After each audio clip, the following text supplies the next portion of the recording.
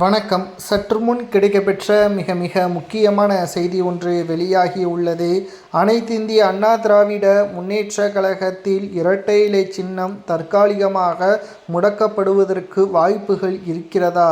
திடீரென்று ஓபிஎஸ் அவர்கள் எடப்பாடிக்கு எதிராக நீதிமன்றத்தின் மேல்முறையீடு வழக்கை விசாரணை செய்ய குறுகிய காலத்தில் தீர்ப்பை வழங்க வேண்டும். தேர்தல் நடைபெறுவதற்கு இன்னமும் 60 நாட்கள் மட்டும்தான் இருக்கக்கூடிய நிலையில் ஓபிஎஸ் அவர்கள் பல கட்ட முயற்சிகளை மேற்கொண்டு விட்டார், எப்படியாவது அதிமுகவில் இணைய வேண்டும் என்று.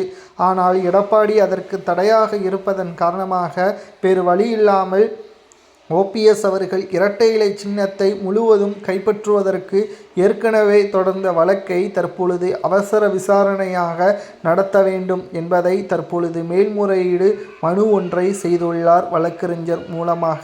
இந்த வழக்கு வருகின்ற புதன்கிழமை அன்று நடைபெறுகிறது. இந்த வழக்கு விசாரணையில் ஒருவேளை ஓபிஎஸ்ஸிற்கு சாதகமாக தீர்ப்பு வந்தால் வருகின்ற சட்டசபை தேர்தலில் எடப்பாடி பழனிசாமி அவர்கள் இரட்டை இலை சின்னத்தை பயன்படுத்த முடியாது. அதிமுகவின் வேட்பாளர்களும் இரட்டை இலை சின்னத்தை ஓபிஎஸ்ஸின் அனுமதி இல்லாமல் பயன்படுத்த முடியாது.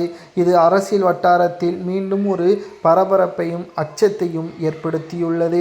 பல கருத்துக்கள் ஓபிஎஸ்ஸிற்கு எதிராக இருந்தாலும் அவர் நேரடியாக மன்னிப்பை கேட்டுவிட்டார். ஆனாலும் கூட ஓபிஎஸ்ஸை அதிமுகவில் இணைக்க முடியாது என்று கூறிய கோபத்தில் ஓபிஎஸ் அவர்கள் இவ்வாறு செய்வதாக கூறப்படுகிறது. அனைத்திந்திய அண்ணா திராவிட முன்னேற்ற கழகத்தின் வெற்றி என்பது திமுகவின் தோல்வியாக அமைய வேண்டும். அனைவரும் ஒருங்கிணைந்து செயல்பட வேண்டும் என்பதை நான் பலமுறை கூறிவிட்டேன். ஆனால் எதற்காகவும் எடப்பாடி பழனிசாமி அவர்கள் மனம் மாறவில்லை.